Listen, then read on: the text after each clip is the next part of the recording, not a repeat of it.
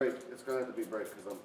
And tonight, the grandson of Cleveland Mayor Frank Jackson is sitting in a Parma jail cell tonight. He's accused of driving away from a traffic stop and dragging an officer alongside his car. It's just the latest run-in with police for Frank Q. Jackson. 5 on Your Side investigator Scott Knoll has more tonight from Parma.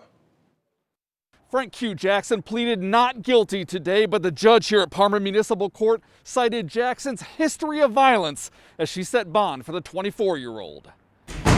Frank Q. Jackson back in court today, this time charged with a window tint violation and felony failure to comply with a police order stemming from a traffic stop here in Parma just after midnight Sunday. Mr. Jackson took off. At that time, Officer Midland was pulled alongside the vehicle, was nearly run over.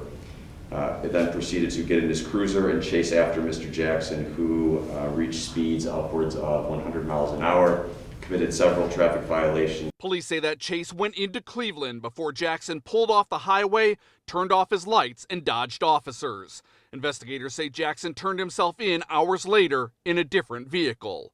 All of it just hours after Jackson was released from jail with a GPS monitor after turning himself in on an unrelated domestic violence charge Saturday, according to Jackson's defense attorney. You have a guy getting out of jail at 8:30 at night. He stopped on the side of the road, potentially for a tinted window ticket. It seems like maybe he got spooked out and made a bad decision. Jackson is already on probation after pleading guilty last January to assaulting a woman in another case.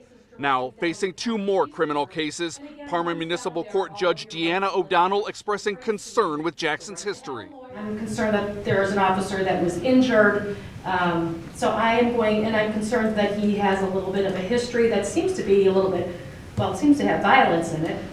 So I'm going to set the bond at $50,000 cash or surety. We're told that officer's injuries were minor and he's expected to be okay. Jackson, meanwhile, scheduled to be back in court on this felony charge later this month.